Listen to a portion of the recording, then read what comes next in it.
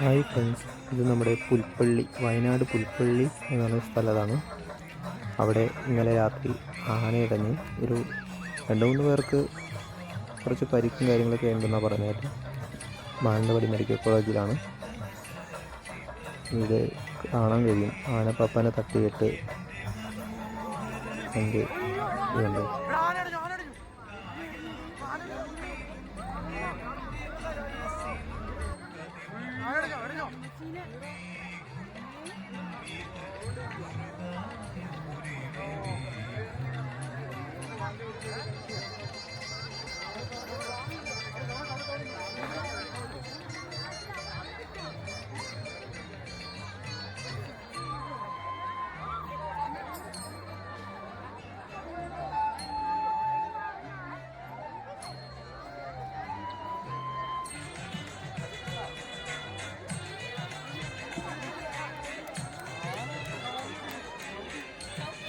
ആപ്പാന ഓടിയോ? ആപ്പാനോട്